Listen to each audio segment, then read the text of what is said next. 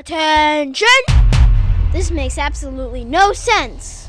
Ladies and gentlemen, this is Zander's Facts. Hello everybody, welcome into the latest edition of the Zander's Facts podcast. I am of course the aforementioned Zander. It is episode 124 of the podcast on Wednesday, November 22nd, 2023. The day before Thanksgiving, y'all, is our Thanksgiving week podcast. And let me just say, starting off at the top, that I am sorry to you all because I don't have my regular microphone this week, which means the audio doesn't sound as good. I think it sounds fine, but it doesn't sound, as crisp as a regular Zander's Facts podcast. So just to put that out there, that I'm sorry. Next week, it'll sound much better. So don't yell at me. I know what the issue is, and it's going to be fixed next week. Don't worry about it. But this week on the podcast, we are talking college football, y'all. It is the final week of the college football regular season, and what that means is that the season is almost over. We're at the end of November, basically. It feels like the season has flown by. This is the 13th and final week of the regular season, and y'all, it is, we'll get to it in just a second, but it is kind of sad. Not just because the regular football season's ending, but there's a lot of other reasons that we got to talk about too. So this week, what I'm doing is I'm previewing and picking all of the big games that include a top 25 team according to the College Football Playoff Committee rankings. And then also we're going to be talking about the chaos at the top because the Final Four, there's only 2 games left for most of these teams who are trying to get into the Final Four team playoff. But there's a lot of confusion at the top because some teams who may have a deserving case might not get in this year. It's kind of a little crazy. We'll talk about it in just a second here on the podcast. But before we do, just wanted to remind you all that if you like the Zander's Facts podcast, if you think you're going to like all the facts on this week's edition, remember to follow this podcast, download this episode, rate and review the podcast. Check us out on all the socials, Twitter, Threads, Facebook, Instagram, TikTok, at Zander's Facts, that's Zander with a Z. Spread the facts, tell all your friends about the podcast, the newsletter, Zander's Weekend Facts, a recap of the week's top headlines every Sunday morning. It is free to sign up. The link is in this episode's description. And also check out the Zander's Facts link tree, which is also linked to this episode's description, because it has all the Zander's Facts links that you need. And also remember to listen to any of our past episodes of the podcast too, because we've had a couple of good ones. Like last week was our college basketball season preview. So we're sticking with college athletics this week. So go listen to any of our past 123 episodes. They are available wherever you are listening to this podcast. So let's get to our Thanksgiving week podcast this week, where we are winding down the regular season in college football. Normally, we don't talk about in-season stuff here on the podcast. I usually just leave that to my Instagram page. If you're following Zander's Facts on Instagram, by the way, which you should be if you aren't, you'll know that I've been posting my picks for every single game involving a top 25 team this year. And I've done pretty well. I have 196 wins, 40 losses, okay? That's like incredible winning percentage, okay? I'm actually on a superb roll this season. If you say so. And this week is the final week of the regular season in college football, so I'm going to be giving you my picks here first before they go to the Instagram this week. So how about that, y'all? A little treat I got for you. But also, I wanted to talk about college football this week because it is the end of the regular season. It's the end of many eras, basically. The 14-team Big Ten. Big Ten's going to have more teams. The 14-team SEC. The SEC on CBS is going away. The 14-team ACC is going away. Texas and Oklahoma are leaving the Big 12. And the Pac-12 is not going to exist. This is the final week of Pac-12 regular season football, y'all, which I'm very sad about. And of course, it's the last year of the 14 playoff, which might be the only good thing that's ending this season in favor of the 12-team playoff, which I think is going to be a lot more exciting. So this week, I wanted to take a look at the final weekend of an era of college football we are going to miss mightily. So that's one reason I wanted to talk about it on the podcast this week. But also, there's some serious drama at the top of the rankings. And the next 2 weeks are going to have a major effect on who is going to reach the 4-team playoff. There's at least 8 teams right now who are saying they have a case to make the college football playoff, but there's only 4 spots. So that 12-team playoff may have come a year too late. We'll see. We'll digest it. We'll talk about it on this week's podcast. But first, we're going to be picking all the big games that include a top 25 team, as I do every week on my Instagram page. Remember to follow. And we will start, I think we're going to try and go conference by conference this week. We're going to start with the Big Ten conference, though. There's nowhere else we could start on this Week 13 preview than the Big Ten because it has the biggest game of the week, which is literally called The Game.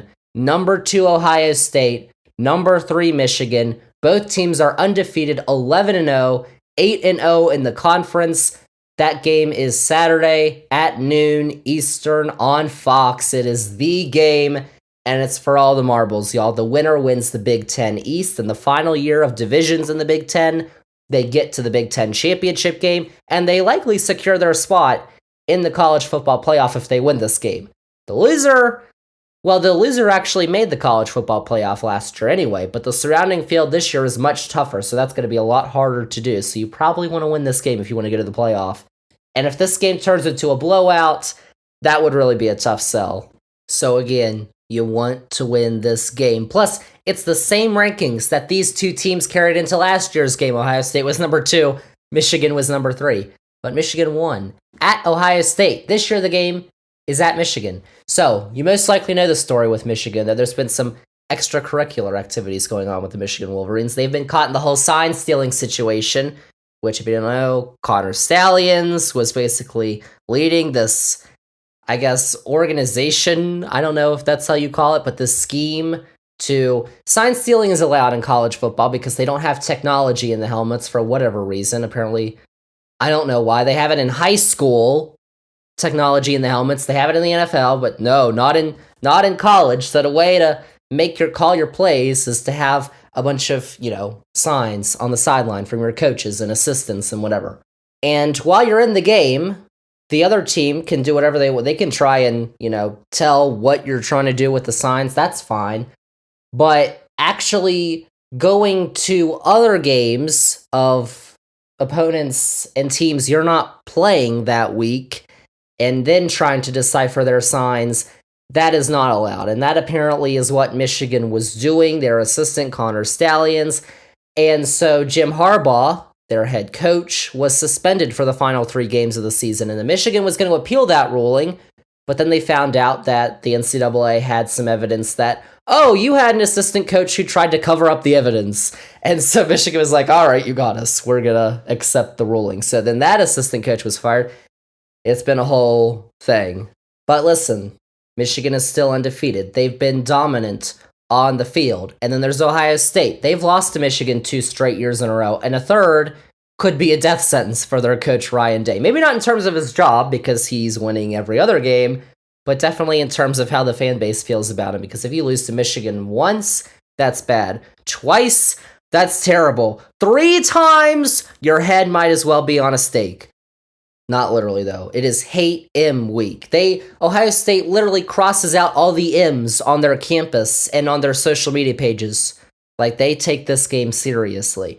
But again, Ohio State has been absolutely dominant this season after winning at the last second, literally, at Notre Dame earlier in the season. Ohio State's only single-digit win, other than that, has come against Penn State, where they won by 8 points, and no team has scored more than 17 points this season on Ohio State's defense. They've won their last 2 games against Michigan State and Minnesota. Not great teams, but still, they've won them by 35 and 34 points. So Ohio State comes into this game hot, and Michigan kind of struggled on the road last week with Maryland. But get ready to hear the name of Marvin Harrison Jr., or as Gus Johnson is going to call him on that broadcast, Maserati Marv. The Maserati Marv. Ohio State pulls off the upset, I say. According to the odds makers, Michigan's favored. I say Ohio State wins. They beat Michigan at the Big House for the first time since 2019. And side note, I was looking at the history of this game. The last time there were less than 100,000 people in attendance for this game was in 2000. They get their people to show up, y'all, and at the Big House, biggest stadium in the country, almost 110,000 people. It is going to be rocking. But Ohio State's going to win, y'all. Mark that down as the first fact of the podcast. That's the biggest game of the week, so I guess we can only go down from here. It's a fact. Also got in the Big Ten, Penn State, number 11. against Michigan State. This game is Friday at 7:30 p.m. Eastern on NBC. There's a lot of Friday games because obviously it's Black Friday. What are you doing Black Friday? You're going to be sitting in front of the TV watching football. Michigan State's season has been so bad, they're 4-7, that Hitler showing up on the Jumbotron was only the second worst thing to happen off the football field this year. Yes, Hitler was a trivia question on Michigan State's Jumbotron this season because their coach, Mel Tucker, decided to sexually assault a victim of sexual assault, and then he got fired. Penn State will win. They're number 11 in the country, 9-2, by lots of points, and that game is actually being played in Detroit at Ford Field because Michigan State apparently can't host a night game in November. Oh, it's too cold. They have to play indoors. Give me a break. And then you've got number 17 Iowa at Nebraska. This is also Friday at noon on CBS. Iowa are the champions of the Big Ten West, and they averaged 18.5 points per game this season. Yeah, their offense is very bad, but their defense is very good. And their punter, Torrey Taylor, deserves to win the Heisman. He's been amazing. Not really. Iowa beats Nebraska, though, and denies the Cornhuskers bowl eligibility because Nebraska is 5-6. They need another win to make a bowl, and I don't think they'll get there. I don't think so. Iowa wins. Those are our 3 Big Ten games we're previewing, and now let's go. I'm going to combine these 2 conferences here to continue on. The SEC and the ACC, because they like to share a couple of end-season rivalries, so I was like, let's talk about them together. Plus, both of these conferences have their title games next week all set and ready to roll, and the other conferences don't, so we can, how about that? So what we got to start, though, in the SEC, the Iron Bowl. It's going to be the final SEC regular season game broadcast on CBS for the foreseeable future. Y'all, Gary Danielson and Vern's been gone, but Brad Nessler, the music, the 3:30 start time, that's the best SEC game of the week. That's going away after this season. ABC is going to be broadcasting the best SEC games each week beginning next season, but it's the end of an era, y'all. It's number 8 Alabama, 10-1 on the season, undefeated in the conference against their arch rival in-state foe, Auburn, 6-5, 3-4 in the conference. Auburn just lost at home to New Mexico State by 21 points, and I don't think they'll fare much better against an Alabama team that has ended the year on fire. The Crimson Tide's loss to Texas at home in Week 2 is their only blemish on the season, and Nick Saban's side hasn't lost since. They've beaten their last 4 opponents, which includes number 14 LSU and number 17 Tennessee, by at least 14 points, and they definitely beat their inferior bye opponent at home last week, Chattanooga. Auburn paid New Mexico State $1.3 million to come and play them, and New Mexico State said, we'll take our money and we'll take a win. Alabama paid Chattanooga to go play at Bryant-Denny Stadium, and Alabama crushed them. Alabama still got a chance at the playoff, though, and you bet the committee's going to give them the benefit of the doubt because they're Alabama, but they need to beat Auburn first, and then they need to beat Georgia in the SEC championship game. We'll talk about that in just a second. I think they'll complete step 1, though, and beat Auburn this week. To the ACC in the SEC, because it's number 5 Florida State and Florida, 7 o'clock on ESPN. Florida State is undefeated, 11-0. Florida's 5-6. They need to win this game to make a bowl game. Florida State was actually number 4 in the committee rankings, but they lost their star quarterback, Jordan Travis, for the rest of the season last week after an injury against North Alabama. But apparently, the committee said that wasn't the reason that Washington jumped them in the rankings, that it was because Washington beat Oregon State last week. But, you'd have to think that it had to weigh on some of their minds. I don't know. Anyways, though, they've got too much talent not to beat a Florida team who they've kept it close against some good teams like Missouri last week, but they haven't been able to get a big dub this year. Florida State wins and heads into the ACC championship game unblemished. And we'll talk about who they're facing in the ACC championship game right now, because number 10 Louisville, who is 10-1 on the season with a first-year head coach, the Louisville Cardinal, are playing their in-state rival Kentucky for the other Commonwealth Cup. The big one is in Virginia, but we're not talking about that game because none of those teams are ranked. Even if Louisville cannot beat Kentucky this Saturday, which I think they're going to be able to, they still have their spot in the ACC championship game locked up. Their first time ever in the ACC championship game. Their defense has been lights out this season, and they'll give the committee an easy decision to make. If they can beat a Jordan Travis-less Florida State, that means no ACC team is in the playoff. Wonderful. More on all that drama and the different scenarios when we wrap up our game picks. That's going to be at the end of the podcast. Y'all stay tuned for that. Too many facts. Louisville beats Kentucky. Number 1 Georgia, 11-0 at Georgia Tech. Georgia Tech is 6-5. They made a bowl game, y'all. Oh my gosh. 7:30 p.m. on Saturday on ABC. Georgia is once again the top-ranked team in the country after starting the season off a little slow. We were like, ooh, this doesn't look like Georgia. And then they beat Kentucky. Kentucky was ranked at the time, 51-13. They showed they are the same old Bulldogs. They demolished Ole Miss in a then top 10 matchup by 35 points. Georgia is going to have no trouble with Georgia Tech in Atlanta. Most of Bobby Dodd Stadium is probably going to be full of Georgia fans anyway, but their matchup next week against Alabama is going to be much tougher. And again, we'll talk about that in just a second. But we've also got Texas A&M and LSU. Number 14 LSU, who's 8-3. Texas A&M is 7-4. That game is noon on Saturday on ESPN.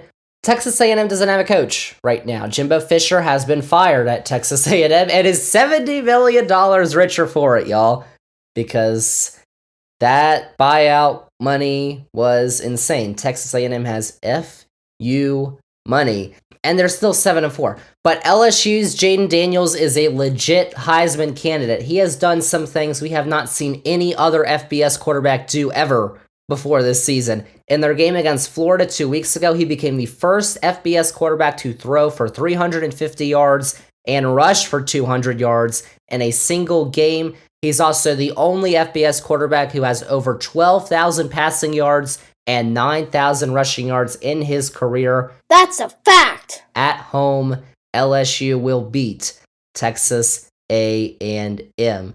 Then we've got Vanderbilt at Tennessee. Tennessee is number 21. They're 7-4. That game is 3:30 on the SEC network. Tennessee has struggled in their last 2 games against Georgia and Missouri. Both, good ranked teams, but they have not looked good at all. But they will not struggle against Vanderbilt, who was 2-9 on the season. Tennessee wins that game. Back to the ACC. North Carolina is playing NC State. Both of these teams are 8-3, but NC State is the ranked team, number 23. That game is 8 o'clock on Saturday on the ACC network. Last week, UNC was actually the ranked team in this matchup, but they lost to Clemson. They moved out of the rankings, and NC State moved in after they beat Virginia Tech. Oh, that hurts my heart. But UNC has shown some major promise this season with their quarterback, Drake May. He was a Heisman contender at the beginning of the season. That didn't, pan out, but their offense has still been pretty good for a lot of games this season, but then they've had some extremely questionable games, losing to the likes of UVA and Georgia Tech. Those been a bit rough. But against the Wolfpack team, whose offense has also been questionable this year, they'll end the regular season on a high note. North Carolina beats NC State. Then back to the SEC on Friday at 4 o'clock on CBS. Number 9 Missouri plays Arkansas. Arkansas has seemed to regress under Sam Pittman, but apparently he's staying for another year. They're 4-7 this year. They've only won 1 conference game. Missouri, though, is on fire this season under their coach Eli Drinkwitz. They haven't won 10 games in a season since 2014, but they will after they beat Arkansas this Friday. And then Thursday, Thanksgiving night, 7:30 p.m. on ESPN, the good old Egg Bowl, y'all, on Thanksgiving night. Number 12 Ole Miss and Mississippi State. Ole Miss is 9-2 on the season. Mississippi State is 5-6. Ole Miss has had some poor showings on the road against Alabama and Georgia, but that's kind of expected. But they've beaten the teams they should have this season, and that should include Mississippi State, who's already looking for a new coach next year. Ole Miss beats Mississippi State in Starkville, and that is the SEC and the ACC. Now we can move on to the Big 12, the games featuring ranked teams. There are 4 of them this week. and 2 of them involve teams that will not be in the Big 12 next year. Texas and Oklahoma, these are the final games they are going to play as members of the Big 12 Conference in the regular season. And whether they're going to have a chance to go out as champions of the conference is going to be determined by this weekend's results. No team has clinched a berth in next week's Big 12 championship game. And so, straight from the conference, I got all the clinching scenarios straight from the Big 12 conference itself. Because you've got 4 teams in contention right now. All the other conferences have at least one team who has already clinched their spot in the conference championship game. Not the Big 12, though. They have both their spots open. So you've got Texas, Oklahoma, Oklahoma State, and Kansas State. All 4 teams are still alive to play in the conference championship game next week. And so there's a lot of things that could happen. Here's what's going to go down, though. There's 2 games featuring ranked teams on Friday. Those are Texas Tech at number 7 Texas. That is Friday, 7:30 p.m. on ABC. And then at Friday at noon on Fox, it is TCU at number 13 Oklahoma. So, what happens in those 2 games? If Texas wins, they clinch both a berth to the championship game and a number 1 seed. The home team is what they would be, because the current standings right now, Texas is solely number 1, and then Oklahoma State, Oklahoma, and Kansas State are all tied for second. So for Texas, if you win, you're in. If Oklahoma beats TCU, they remain in contention. Even if they lose, actually, to TCU, they're still in contention. But even if they win, that doesn't mean they're automatically in. Now, if Texas wins and they clinch a berth on Friday, there's 3 scenarios that could happen for the other teams. Here we go. On the other games on Saturday, BYU plays number 20 Oklahoma State on Saturday at 3:30 on ABC, and then Iowa State plays number 19 Kansas State at 8 o'clock on Fox on Saturday. So, if Oklahoma State beats BYU, then Oklahoma State will go to the championship game against Texas. If Texas wins, and then if Oklahoma State wins. If Oklahoma defeats TCU on Friday, and Texas wins, and Oklahoma State loses, then Oklahoma goes to the championship game. If Kansas State beats Iowa State, and Texas wins, and Oklahoma loses, and Oklahoma State loses, then Kansas State goes to the championship game. That's kind of, wow. So those are the 3 scenarios that could happen if Texas wins. If Texas loses and Texas Tech beats Texas, then there's 2 other scenarios.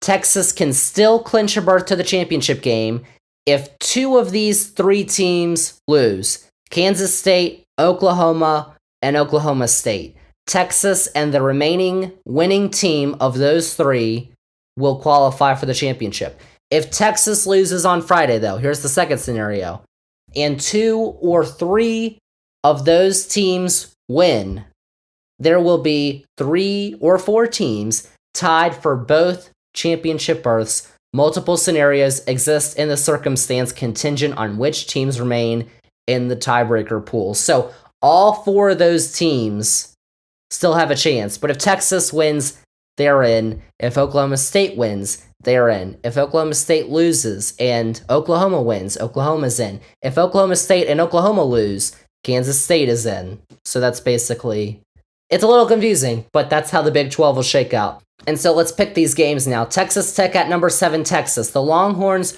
their lone loss on the season is to Oklahoma. They should not lose to the Red Raiders, who are 6-5 on the season. Texas has kept it close, though, against their last 3 opponents. They only beat Kansas State, TCU, and Iowa State by a combined 16 points. But I do think that they will beat Texas Tech and lock up a spot in Jerry World, AT&T Stadium in Arlington, Texas, for the Big 12 championship game in what would be their final ever Big 12 football game. Then you've got TCU and Oklahoma. TCU is 5-6. They are not last year's TCU. They might not even make a bowl game if they lose.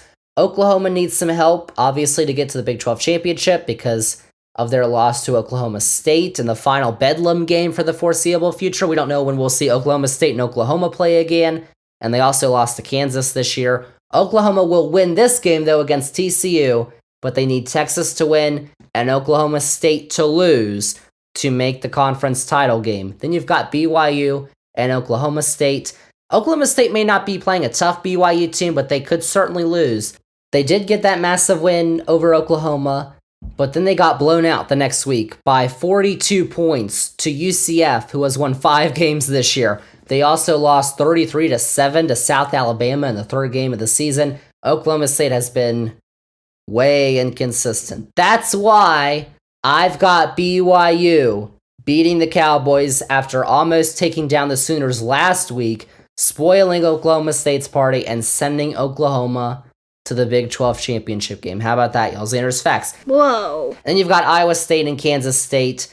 They need a whole lot of help to get to Arlington. They're going to do their part and beat Iowa State, but by this point, I think they'll already have known that they won't be making their second consecutive conference championship berth. What if Texas wins and the Oklahoma schools lose? You never know, but I don't think they will. But I do think Kansas State will beat Iowa State. So that's the Big 12. And then finally, we of course had to conclude with the Pac-12, the final weekend of the Pac-12. Not just of the season, but ever. This is it, y'all. These are the final games we will ever see of the Pac-12 conference, which makes me sad, y'all. I've been watching, on TikTok. I've had a lot of time for TikToks the last few days. Some highlight reels and slideshows from the Pac-12 of the past, and they've got me pretty teary-eyed, not gonna lie. This is it. So sad. Only 2 teams are gonna be left in the conference after this season. Oregon State and Washington State are the only schools who haven't found a new conference for next year. So apparently, what's gonna happen is they're gonna go it alone as the Pac-2 for the next 2 seasons. But reports say, I don't think this is official, but reports say that they're going to be joining forces with the Mountain West Conference in a couple years. But for the first 2 seasons, they'll be a part of their little conference. They're going to play Mountain West teams, but they won't be able to play in the Mountain West Championship game for at least the first 2 seasons. So apparently that's how that's going to go. So y'all, when you're watching Pac-12 football this week, cherish it, because it's the last time you're ever going to be able to do so. Let's preview these games. Number 16, Oregon State. Oregon State's been pretty good this year. At number 6, Oregon. Friday, 8:30 Eastern on Fox. There are 2 big games this week that are both on Fox, and this is the other one. It's Oregon State. They've had a great season under quarterback DJ Uiagalelei. I told y'all to watch out about Oregon State in the preseason podcast, and they've done pretty well. They're 8-3, 16 on the season. Their 3 losses have come to Washington State, Arizona, and Washington, all by a combined 8 points. And they were so close to pulling off the massive upset of UW last Saturday, but they couldn't do it. This is going to be the last matchup, though, for the foreseeable future for this rivalry, which is named the Civil War. I mean, anything could happen, I guess. But Oregon has the Heisman frontrunner in quarterback Bo Nix, who has thrown the second most touchdowns in FBS. He has thrown 35 touchdowns this season, which is second only to Jaden Daniels, 36. Fact. And Oregon is into the Pac-12 championship game with a win. Their only loss this year is a 3-point loss in a shootout at Washington. But since that game, it's kind of been weird because it seemed like Washington hasn't done as well and Oregon has performed even better. And among their 10 wins, the only single-digit win this season for Oregon has been a 9-point win against USC. USC, by the way, has collapsed out of playoff contention, out of the rankings, because not even a Caleb Williams-led offense can hold on against their abysmal defense. It has been horrendous. So Oregon has won all their other games by double digits. Oregon is one of the hottest teams in the country. They are going to beat the Beavers in a high-stakes Friday night showdown in the final game we may see for a while of these 2 teams. I don't know. We'll see. But then we've got Washington State and Washington. Number 4, Washington is undefeated. This game is 4 o'clock on Saturday on Fox. Now, just because I said Washington slipped a bit doesn't mean they haven't been excellent, because they have. They have not lost a game this season, and their quarterback, Michael Penix Jr., is another Heisman candidate. He leads the nation with 3,695 passing yards so far this season. But Washington State was ranked earlier in the year, but then they've lost their last 6 games before last week. Then they stomped Colorado. Coach Prime's team hasn't ended the year very well. They're not making a bowl game. There was this has come up on social media the last couple of days, but there was this FanDuel post on social media asking back in September who would win in a hypothetical matchup, 2019 LSU or 2023 Colorado. And it's like, I'm pretty sure that LSU team led by Joe Burrow would score like 100 points on this Colorado team. Like, it wouldn't be close. Like, you gotta be kidding me. Washington, though, is going to beat Washington State easily, and thankfully the two teams have actually come and reached an agreement that they announced a couple days ago to keep the Apple Cup rolling on for years to come, y'all. That is good to hear. Come on, Oregon and Oregon State. What are you doing? Oklahoma and Oklahoma State. What are you doing? Announce an agreement. Don't be petty. Enough. Serious. That is the Washington. Washington has already clinched their spot, by the way, in the Pac-12 championship game. So Oregon is fighting for the chance to play Washington again in the Pac-12 championship game. But there's only one other team that has a chance to play in the Pac-12 championship game, and that is Arizona, who is number 15 in the country. They are 8-3 on the season. They face Arizona State at Arizona State, who is 3-8 on the season. This game is Saturday, 3:30 p.m. Eastern Time on ESPN. But Arizona needs Oregon to lose. I don't see that happening, but Arizona is going to beat their in-state rivals in the Territorial Cup, which is not going to be broken up by conference realignment because both Arizona and Arizona State are going to the Big 12 next year. Although it'd be pretty cool for them to reach the title game, but we're going to talk about it in just a minute. But Oregon, Washington, that rematch in the Pac-12 championship game, the conference's final football game ever.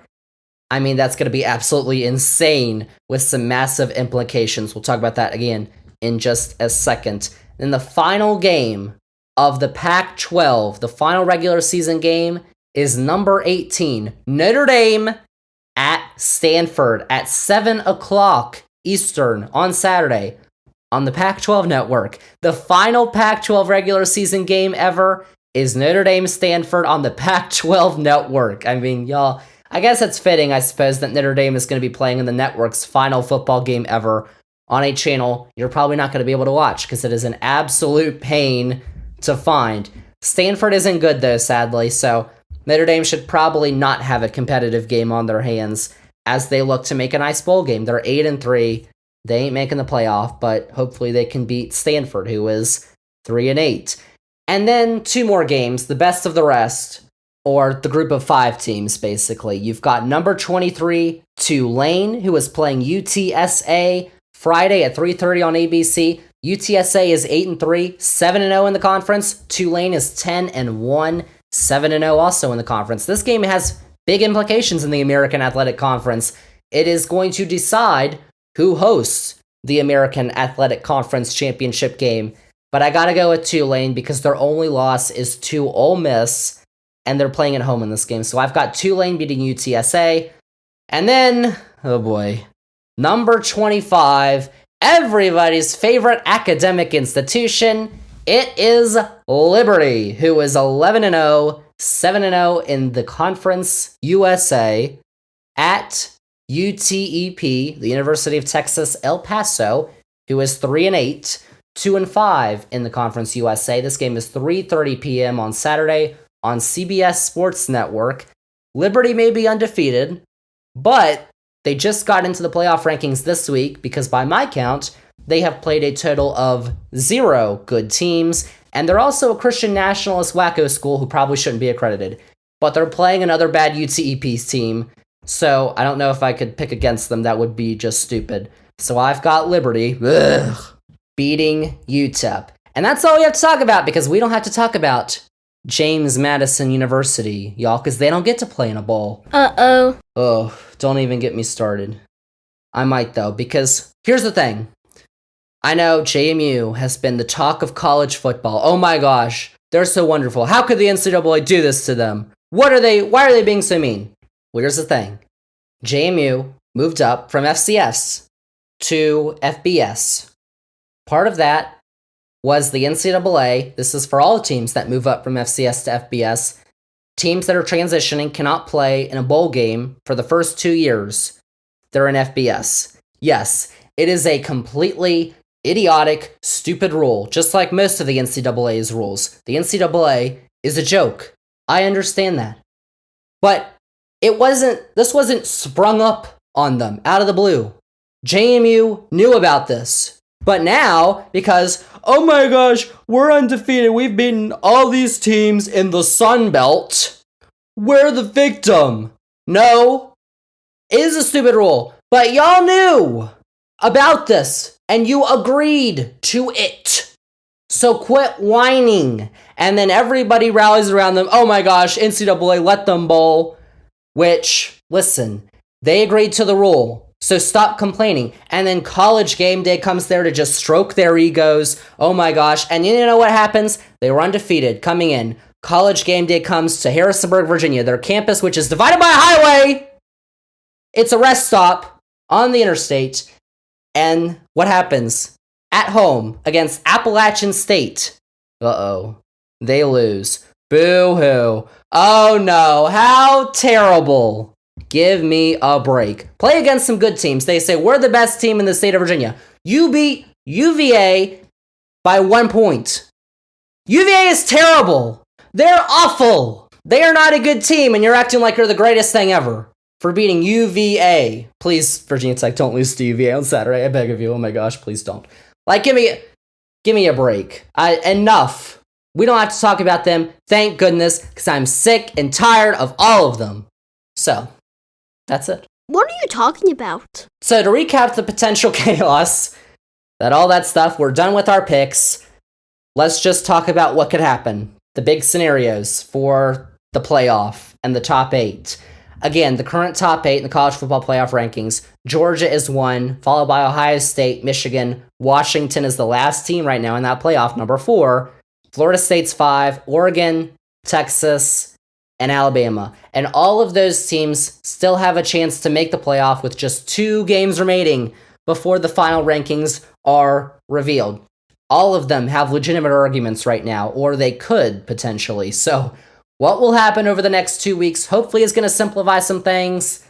Maybe not. Here's the scenarios though. Let's talk about the ACC first off. You've got Florida State and Louisville playing in the ACC championship game. Louisville's number 10. They don't really have a shot at the playoff. But if Florida State beats Florida, and then they beat Louisville, they'll be undefeated, but without their star quarterback. Does the committee take that into consideration? Because there's a serious chance they could be excluded, even if they go undefeated. But it does depend on what happens around them, too. Like in the Big 12, number 7 Texas is going to play either Oklahoma, Oklahoma State, or Kansas State in the Big 12 championship game. Texas is the only team with a shot in that conference, though, but they need to win their final 2 games. The second loss on the season would end their college football playoff hopes. They'd probably need Florida State to lose, and they would jump a 2-loss Oregon team, so they would need Oregon to lose to either Oregon State or to Washington. And then there's the chance that the committee views Alabama, whose only loss is to Texas this year, as having finished up the season stronger, and they could jump Texas because Alabama has looked better than Texas to close the season. But also those 2 teams played head-to-head, and Texas won in Alabama. So there's that whole conundrum. That's if Texas wins both their games, and Alabama wins both their games. We'll talk about the SEC in just a second, but Alabama does need to beat Georgia, and that would probably be the best win out of anybody, this year. Then you've got the Big 10.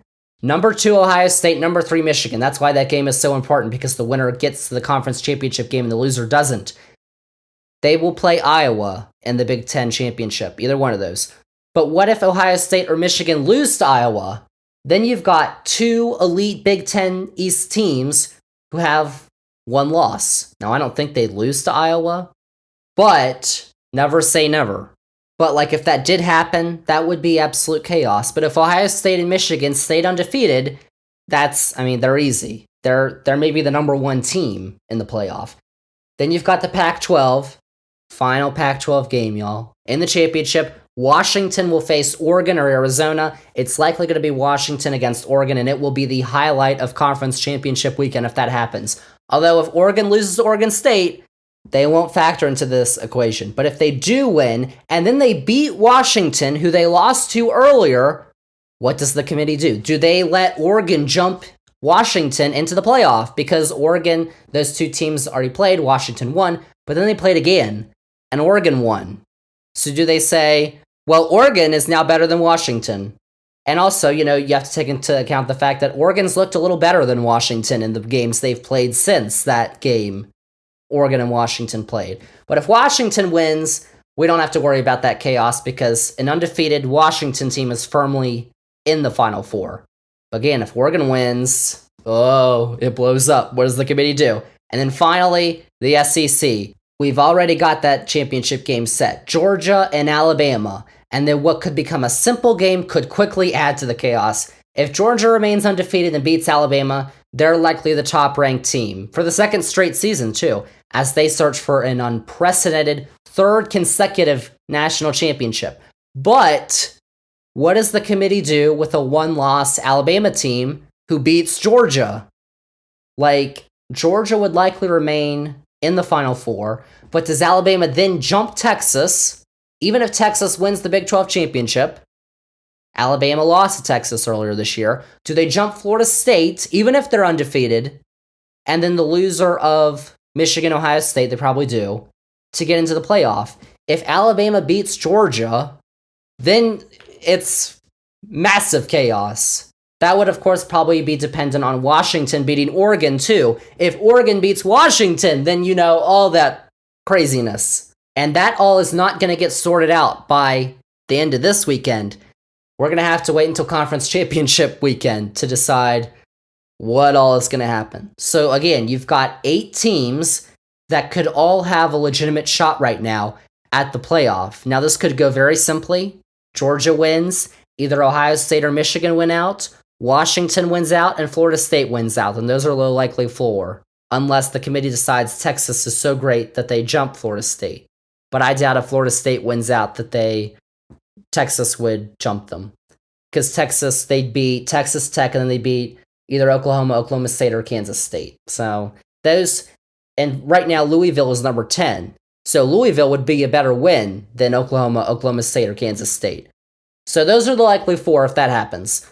Any other scenarios though, and things get wild. The chaos, y'all, could be very real. And I don't know what's going to happen with all that, but I do know what's going to happen in all the football games this weekend because I just predicted them here on the Zander's Facts podcast exclusively for you, y'all. And make sure to keep an eye on the Zander's Facts Instagram page as well because I'm going to be posting my little graphic with all my picks too for this week in a day or so. So make sure to go do that. That's a lot of facts. And that is all the facts I have, y'all, for this week's edition of the podcast. The final week of the college football regular season. Really the final week of an era of college football that is going to be missed. We're going to have super conferences starting next year. We're going to lose a conference. It's not going to feel the same. It may still be fun to watch, probably will, but it's not going to feel right.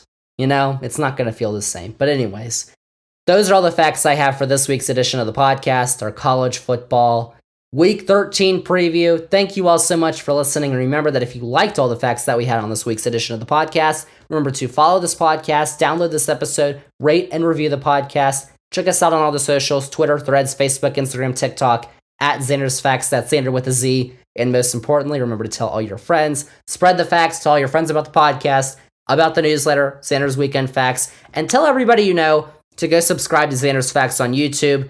All our new episodes get posted there as well, so go check that out. And also check out the Zander's Facts link tree because it has all the Zander's Facts links that you need. So there you have it, y'all. Episode 124 is in the books. Next week, we're not doing a new podcast. It's the Zander's Facts flashback. But don't worry, y'all, because in 2 weeks, episode 125 is coming out. We're going to have so many facts on that podcast that it's going to make your head spin. Not sure what we're going to talk about soon, but I do know in a few weeks I do want to do at least one episode on soccer because we haven't talked about soccer recently on this podcast. And there's a lot of stuff going on, a lot of opinions that I have to share. So we'll, of course, do that in the next couple of weeks. But episode 125, our next episode of the podcast, comes out in 2 weeks. In December, that's crazy, y'all. So make sure to tune in for that. But that is it. That is a wrap on episode 124 of the Zander's Facts podcast. Thank you all so much for listening, and we'll see y'all with episode 125 in 2 weeks. I love big leaf maples. I do too. Oh, this feels so good.